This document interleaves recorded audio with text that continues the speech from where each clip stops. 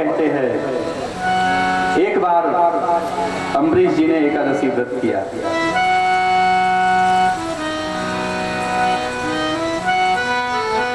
अगले दिन पारण का समय है, लगभग पारण का समय है, कुछ समय शेष है। उसी समय दुर्वासा जी आए, ऋषि दुर्वासा आए। कार्तिक मास, पवित्र मास, इतने अधिक संतों का दर्शन, मयूर की तरह कांप उठे अम्बरीश जी। कहते बाबा आप आए, पधारो, प्रसाद पाओ, दक्षिणा लो, हम पर कृपा करो। दुर्वासा जी ने इच्छा व्यक्त की, जरा नित्य कर्म से निवृत्त होकर हम अभी आते हैं।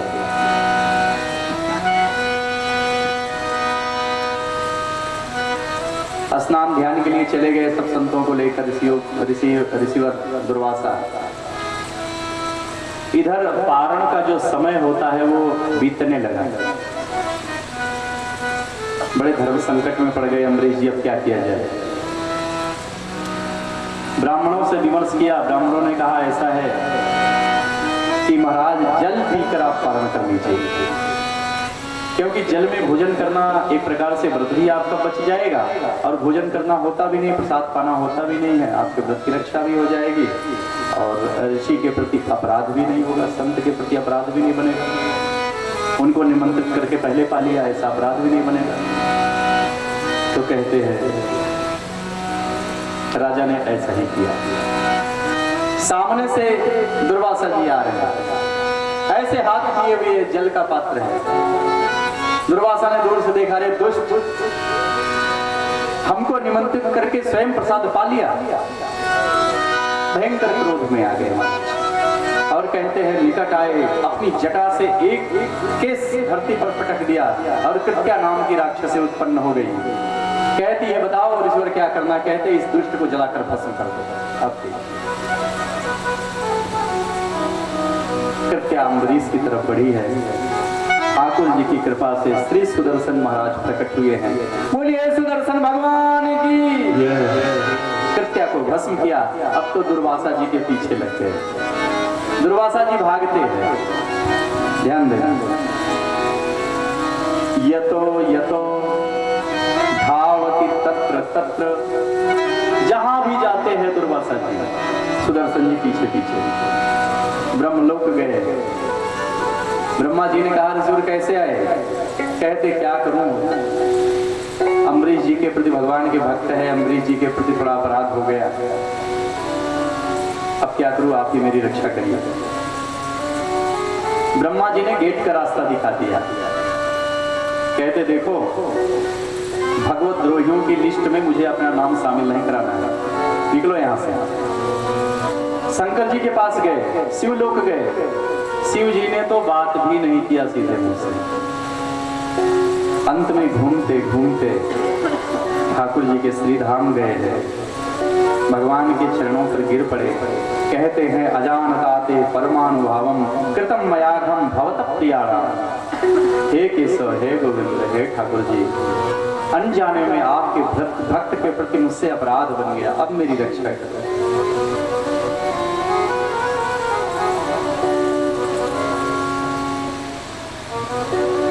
भृगु ने लात मारी तो भगवान ने सम्मान किया। छाती पर ठाकुर जी के लात मारते भृगु, हरि कीन्हे सम्मान। पर आज अम्बरीश का अपराध किया ऋषिवर ने, तो ठाकुर मुंह कान सुनते नहीं। कहते देखो ऋषिवर, मैं इसमें कोई मदद आपकी नहीं कर सकता, क्योंकि भक्त अपना सर्वस्व मुझे देकर मुझे अपना दास बना लेते हैं, अपने पराधीन कर लेते हैं। उनकी इच्छा से ही मैं सब कुछ करता हूं। तुमने उन्हीं भक्त का अपराध किया, मैं इसमें कोई आपकी मदद नहीं। इतनी सुंदर बात भगवान कहते हैं, अहम भक्त पराधीनो यह स्वतंत्र युवत्वजः साधुभिः ग्रस्त हृदयो भवतैः भवत जन भक्त जन प्रिय। भगतन के भगत हमारे, हम भगतन के भगत हमारे। भगवान की ऐसी प्यारी रीति है, मेरे सिवा भक्त कुछ नहीं जाने, मैं भी न मानूं बिन उनको निहारे। भक्त और संबंध, भगवान के प्रेम संबंध की कथा है। भक्त भगवान की ओर देखता है, भगवान भक्त की ओर देखते, दोनों चंद्रमा और चकोर की तरह महाराज एक दूसरे को देखते हैं। न कुछ चाहते हैं, न कोई कामना है, न कोई याचना है, निष्काम भाव से परस्पर अवलोकन करके प्रसन्न हुआ करते हैं। साधो हृदयं मह्यं साधूनां हृदयं तहम्।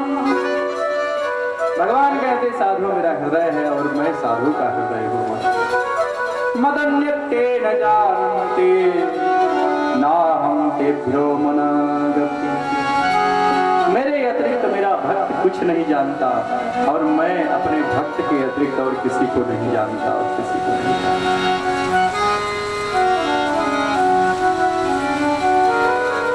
ऐसी निर्मल रीत से ठाकुर जी अपने भक्त को चाहते हैं। कहते आपको पश्चाताप करना है तो आप उन्हीं अम्बरीश के चरणों में जाइए, वो आपको क्षमा कर दे तो मेरी तरफ से कोई बात नहीं। दुर्वासा जी गए हैं, अम्बरीश की शरण ग्रहण की। अब अम्बरीश की दशा देखिए, प्रेमी वैष्णव साधक किस प्रकार का चिंतन करता है। मैंने अपने सद्गुरुदेव भगवान श्री प्यारे बाबा के मुंह से सुना है, कोई साधारण गृहस्थी होता, ऐसी घटना उसके जीवन में होती और अम्बरीश जी दोबारा दुर्वासा जी आते तो गृहस्थ कहता देख लिया, मेरा अपमान किया तो देख लिया, मुझे गृहस्थी समझते हो, मैं भगवान का कुछ नहीं हूं। कैसे तुम्हें किस प्रकार का फल भोगना पड़ा, देखो हमारा अपमान करके, हमारी अवहेलना करके। ऐसा ही चिंतन शायद होता, लेकिन परम वैष्णव अम्बरीश जी सोचते हैं जब दुर्वासा गए थे और जब आए हैं उस बीच में 1 वर्ष बीत गया है। जहां पर खड़े थे अम्बरीश वहीं खड़े खड़े, जल तक नहीं पिया है और अपने को अपने में दोष देखते, कहते देखो मुझ दुष्ट के यहाँ आने के कारण आज रिसीवर को इतना कष्ट उठाना पड़ा। मैं बहुत नीच हूँ, मैं बहुत अधम हूँ, बहुत पामर हूँ, मेरे यहाँ आए और इस तरह से उनको कष्ट मिला और अपने आप को सजा देते हैं। कहते जब तक रिसीवर पुनः नहीं आएंगे तब तक मैं जल का बिंदु भी नहीं ग्रहण करूंगा, चाहे मेरी मौत हो जाए। यही द्वार पर खड़े होकर मैं उनकी प्रतीक्षा करूंगा। आज आए हैं, कहते हैं मेरी रक्षा करिए। कितने दीन है अम्बरीश जी। राजा और ऋषिवर के पैरों पर गिर पड़े, दंडोत करते साष्टांग, कहते प्रभु मुझ दुष्ट के कारण आपको बहुत कष्ट उठाना पड़ा, मुझे क्षमा करें। और कहते हैं सुदर्शन, कहते ठाकुर जी इस जन्म में तो मेरा कोई पुण्य नहीं है। अब देखिए जरा, पूरा जीवन भगवान को समर्पित होकर भजन करते हैं, शरणागत है, लेकिन कहते हैं इस जन्म में तो मैंने कोई पुण्य किया, अच्छा काम किया नहीं। अगर विगत जन्म में, पूर्व जन्म में मेरे कोई सुकृत हो, कोई पुण्य हो तो आप शांत हो जाइए। हे ठाकुर जी, हे सुदर्शन भगवान। सुदर्शन जी शांत होकर कृपा करके गए हैं, सुंदर प्रसाद पाया है, ऋषि ने आशीर्वाद देते हुए अपने घर पे गए।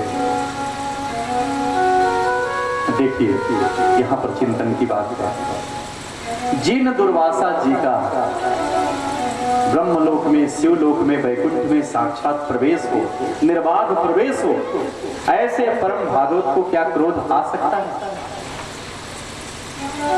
संसार कहते बहुत क्रोधी ऋषि थे, क्या क्रोध आ सकता है? वैष्णव, गौड़ी वैष्णव चिंतन है बहुत सुंदर। कहते हैं ये क्रोध दिखाने के लिए किया है, प्रदर्शन के लिए किया है। क्या दिखाना चाहते थे दुर्वासा? दुर्वासा भगवान के भक्त की महिमा का प्रकाशन करना चाहते थे, इसलिए क्रोध किया, इसलिए क्रोध किया। ऐसी दिव्य सुंदर लीला। कहते हैं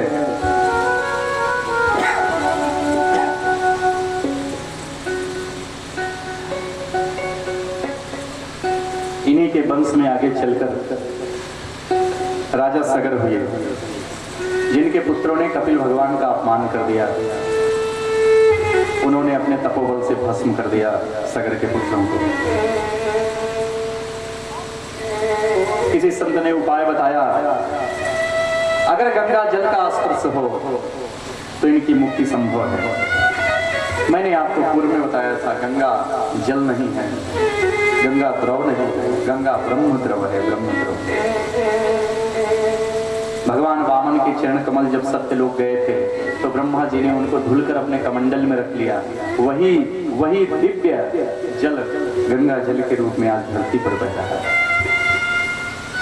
गंगा जी जीव को निर्मल करने के लिए परम कुशल है। कौन सी ऐसी कामना है जो गंगा जी पूरा नहीं कर सकती?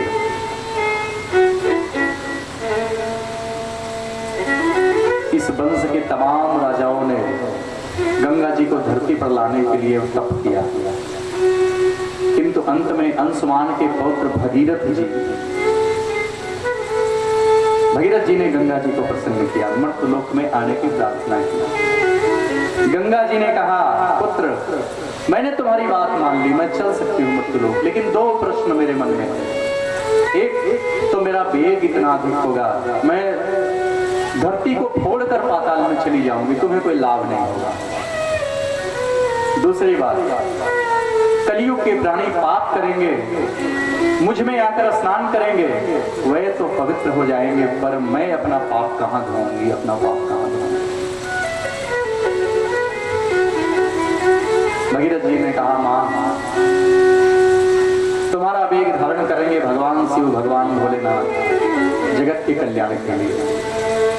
और रही बात तुम्हारे निष्पाप होने की, तुम जगत का पाप लोगी और तुम्हारा पाप लेंगे धरती के प्यारे संत। वे तुम्हारे अंदर विद्यमान पाप को अपने देह के स्पर्श मात्र से भस्म कर देगा। हम लोग गंगा नहाने जाते हैं, सीढ़ी उतर के गंगा स्नान करते हैं और कहते हैं भरद्वाज जी निवास करते हैं प्रयाग में। जब नहाने को जाते हैं, गंगा स्नान को जाते हैं, तो गंगा जी हर्षित होकर 15-20 सीढ़ी ऊपर चढ़ के आ जाया, उनकी लहरें आ जाती थी और स्नान करा देते थे ऋषियों को। क्योंकि गंगा जी जानती थी सब आते हैं अपना मल धोने, अपना पाप धोने मेरे भीतर, पर ये ऋषि मुझे निष्पाप करने के लिए आता है, मुझे निष्पाप करने, मेरे मल को, मेरे पाप को हरण करने के लिए आता है। ऐसी गंगा जी जिसके जल के स्पर्श मात्र से जीव की सदगति होती है। कहते हैं गंगा जल का संपर्क हुआ, गंगा जी आई, सगर के पुत्रों का कल्याण किया और आज तक, तब से आज तक जगत में बह रही है, भारत में बह रही है हमारे लिए, हमारे पाप को धोने के लिए, हरण करने के लिए।